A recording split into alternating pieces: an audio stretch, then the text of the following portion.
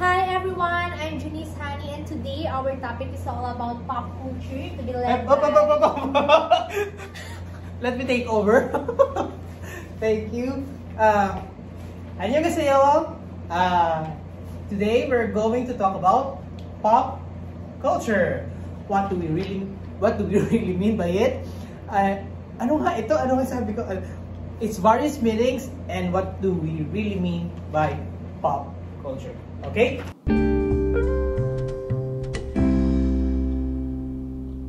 Now, if we're going to look back on the etymological meaning of popular, it came from the Latin word populus, meaning the people.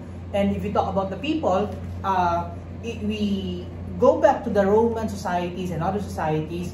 It talks about a very specific and a very large mass of poor and working class of people. Now, next please. Ayan. So, kaya dahil nga it refers to poor people, it excluded a tiny group of ruling elites. And with those exclusion, yung kasama yung kanilang lifestyle. Tulad ng mga culture. Ay, nawala! Ayan. Tulad ng cultural goods such as the paintings, classical music, literature, and other forms of creative expression, now we call as high culture. Okay? Now, everything else na hindi parte nun, ay ang tawag natin ay folk culture. This one includes local music, crafts, oral traditions, morality plays, and many other types of expression. Now, if the popular means the people, then popular culture now could be referred to as folk culture. But remember that folk culture is just one of the many meanings that associated with popular culture, because folk culture is local and rooted in something regional, or may regional identity. Popular culture, when we talk about pop culture, it scrubs off all those regional and local identities because it's appealing to all cultures, okay? Or appealing across all regions. Next.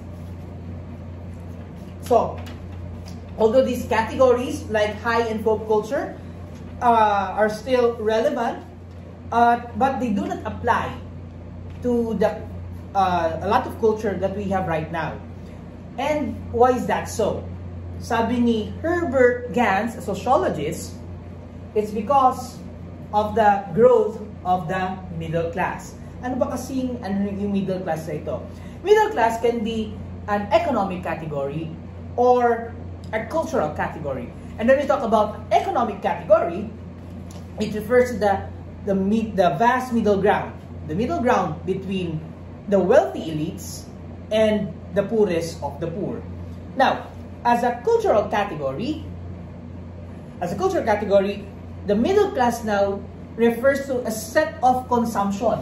Parang puro sale yung mahilig sa kanila, no? A set of lifestyle largely characterized or described by consumption, the purchase of goods in the market. So they spend and consume, spend and consume, spend and consume. And because they spend and consume a lot, no, the members of the middle class, no, they always go to the malls. SM City, Robinsons, Pacific, Walter Mart, ano pa ba? Ano pa ba yung mga malls na pangalan? SM. Ano na? Ayala All Malls. Home. All Home. Ayala Home. Parang pinomote natin lahat dito. City Mall. City Mall. Landers ba? Ganon. SNR. Ganyan. Because, ang titingnan natin, the middle class have enough money to purchase almost everything in the market. So, almost everything they need, they depend on the malls, grocery stores, everything. Unlike the rich who can commission a craftsperson to make these goods for them individually. So, because the middle class cultural practices are so ubiquitous that the middle class consumption has become the norm for everyone. Whether you're fantastically rich or desperately poor, lahat tayo. We have this sense of, bumili na lang tayo dyan sa mall. Laging ganun, ano? So, because of it,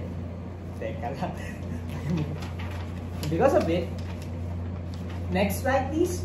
The word culture now, kung babalikan natin, and analyze natin, has a variety of meanings. And we have this notion that when we talk about culture, it's something refined. It's because it has been cultivated. And because it's refined, no, in the sense, culture now may refer to the sacred elements of society, no? Or such as the religious artifacts or the high cultural art. In contrast, sabi ni Raymond Williams, sino ba yun?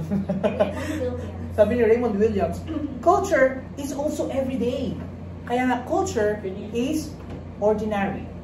So, what is this thing that is both that's both sacred and everyday? Ano yun? Sabi nila, it is shared meaning. So, ano ba ibig sabihin ng shared meaning? Let me read. Shared meaning ranges from our highest beliefs about God and the sacred to our everyday taste about food and fashion. So these meanings now are structured into our languages and the various other ways that we communicate. Some meanings are relatively fixed and hard to change. Others are constantly being debated and negotiated. So, when we talk about culture now, it's produced within families, neighborhoods, schools, churches, and it's also produced by the entertainment industry. Kaya nga, pag tinignan natin sa next slide, Ika, ganun mo, is-swipe mo. Swipe mo ba? Swipe na ganun, touch na lang. The mass media floods our homes with and lives with stories about the human experience, no? How society, the social experience. So each story now includes a set of claims about what the world means. Kaya nga tayo, pag nag-browse tayo sa social media, ano nakikita natin? May tungkol sa news. Pero remember that these are produced by specific set of people on how they view society, on how they view the world, on how do they experience everything in the society, and they project it or broadcast it in a mass media. Kaya nga, kung sinasabi natin, mass media is parang equivalent now to the culture industry. And ito ay, according to the two critical theories of the 20th century, Theodor Adorno and Max Horkheimer, they refer to the mass media as a culture industry because it's capitalism's mechanism for producing art as a market commodity, and in turn, capitalism's primary mechanism for production and distribution of meaning.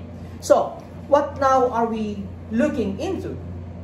It's the commercial culture that's produced in a society driven by a middle-class consumption or identification, even for those who are very rich or those who are very poor.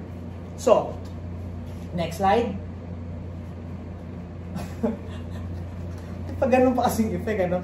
Unlike culture that is produced and enjoyed within community, yung commercial culture kasi, it separates the production process and the reception process in various ways. Paano?